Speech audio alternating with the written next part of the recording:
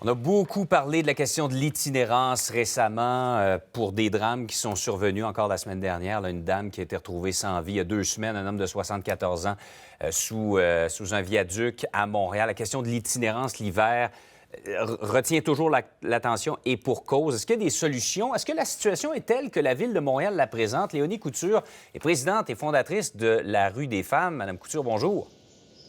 Oui, bonjour.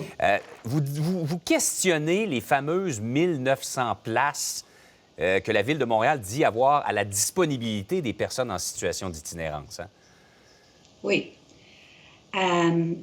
Parce que pour nous, 1900, c'est des lits, c'est des places, mais ils ne sont pas nécessairement occupés par des personnes. La raison, d'abord, on sait que ça, c'est 1900 places, c'est 1900 places officielles, mais évidemment, il a fallu réduire nos places pour satisfaire les mesures sanitaires. Mm-hmm. Et dans nos maisons, donc nous, par exemple, à la Maison Jacqueline, on reçoit normalement, entre 20 et 24 personnes. Bien, actuellement, on en reçoit entre 12 puis 15. En plus, on est toujours menacé. Bon, on a des problèmes de recrutement. Hein? C'est pas nouveau. Tout le monde a des problèmes de recrutement. Puis particulièrement maintenant, alors que tout le monde est sollicité partout. Alors, encore là, par exemple, la nuit passée, c'était un casse-tête pour être sûr qu'on avait... Ça prend au moins 2 personnes pour assurer la sécurité puis répondre aux besoins. Donc, finalement, on a réussi à trouver une personne. Puis si on ne la trouve pas, bien, c'est une de nous qui devons rentrer. Puis encore là, à un moment donné, il faut travailler le jour. Donc, ça amène des affaires très difficiles. Puis ça, on le fait. On sait actuellement, il fait tellement froid. Bon, donc il y a ça.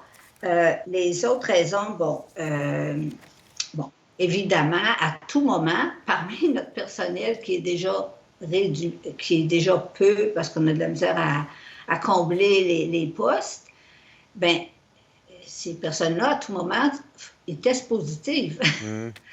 Alors, on perd encore des personnes. Et l'autre gros point, c'est que depuis quelques années, on a modifié un petit peu, on veut modifier comment je pourrais dire...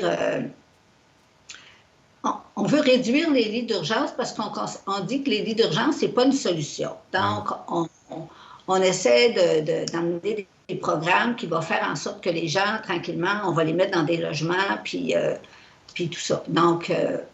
tous ces facteurs-là font en sorte que c'est un véritable casse-tête et que dans les faits, on parle de 1900, mais ce n'est pas 1900 places qu'il y a disponibles. Et c'est pour ça qu'on en est rendu, Mme Couture, à envisager les stations de métro là, pour héberger ces gens-là en temps de grand froid. Bien, absolument. Puis c'est ça qu'il faut absolument que tout le monde en reconnaisse. C'est pas un hasard. Bien, les gens, peu importe les gens qui sont dehors, puis ça, c'est une autre question qu'il faut absolument qu'on aborde quand on dit la personne, on ne sait pas si elle est décédée d'une overdose ou l'autre personne, il ne voulait pas aller dans les refuges. Il va falloir se poser des questions pourquoi, tout ça. Donc, c'est sûr que les conditions sont difficiles.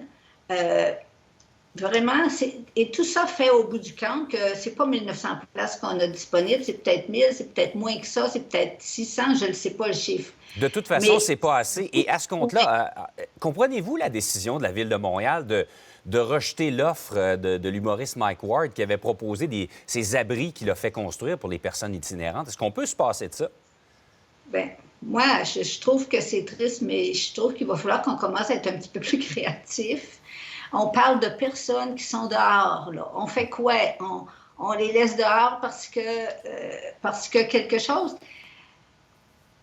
C'est impossible de ne pas trouver. Il y a des agents de sécurité, il y a toutes sortes d'affaires qui font que oui, on peut être là pour s'assurer que tout se passe bien.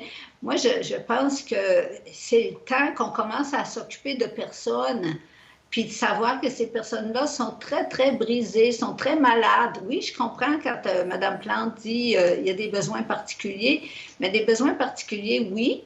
Mais en ce moment, le besoin particulier, là, c'est que si on est dehors en pleine nuit, on gèle, puis on risque de mourir. Donc là, il faut commencer à mener à quand on peut aller dans l'intéressant ou le plus particulier ou le plus spécifique, c'est correct. Mais là, il faut faire en sorte qu'il n'y ait personne qui reste dehors, que les gens viennent dans les maisons. Tu sais, si je pense à la dame, elle était juste à côté d'une bouche de métro. Oui, absolument. Donc, aller à l'essentiel et carrément sauver des vies dans une situation extrêmement difficile pour ces gens-là. Madame Couture, merci beaucoup de nous en avoir parlé ce matin. Je vous remercie, monsieur. Au revoir. Au revoir.